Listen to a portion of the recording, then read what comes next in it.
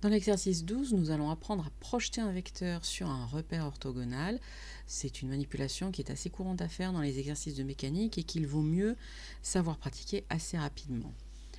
Ici, le contexte, nous avons une athlète qui lance un poids. Donc la première question nous demande dans quel référentiel est-ce que l'on travaille.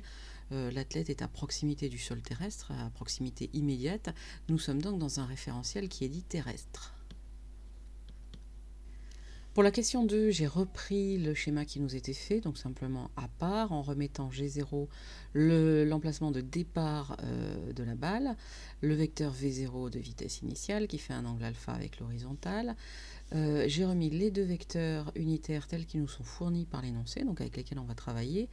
Je vais donc maintenant répondre à la question 2, où on nous demande d'exprimer les coordonnées du vecteur position initiale OG0 et celle du vecteur vitesse initiale V0. Donc commençons par OG0. Déjà, on va le mettre en évidence parce que tout ce qu'on voit ici, c'est le point G0. Alors, le point OC, on le sait, c'est le point d'intersection ici de ces deux axes. Donc, le vecteur OG0, le voici. C'est le vecteur qui part de ce point O et qui va jusqu'au point G0. Alors, c'est un vecteur parfaitement vertical, donc il va avoir une seule coordonnée. Une coordonnée qui sera sur les Y, la coordonnée verticale.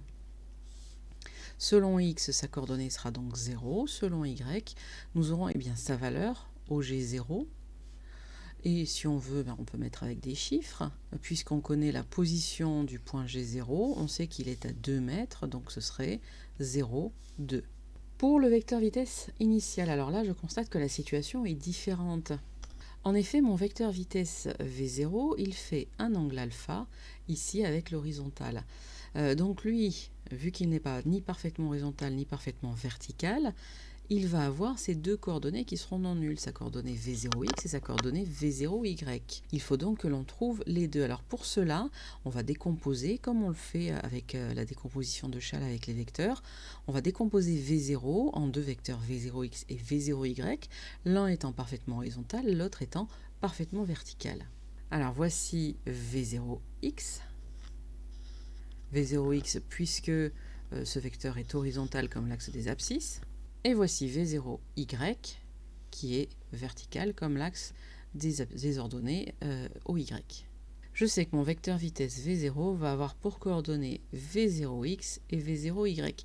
Il me faut maintenant en savoir plus et trouver la valeur de V0x et V0y. Et bien pour cela, nous allons mettre en évidence qu'ici vous avez un angle droit, là vous avez un angle alpha et que l'on connaît la valeur de V0, ou en tout cas on suppose qu'elle est connue parce que sans cela vous ne pouvez pas travailler. Il faut donc qu'on établisse deux relations de trigonométrie dans le triangle formé par les trois vecteurs V0, V0x et V0y.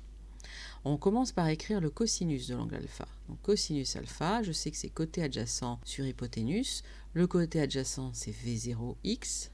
L'hypoténuse c'est V0. Donc ça veut dire que V0x est égal à V0 fois cosinus alpha. Si j'écris maintenant le sinus de cet angle alpha, je vais avoir côté opposé, c'est V0y, divisé par l'hypoténuse V0. Donc j'en conclus que V0y est égal à V0 fois sinus alpha.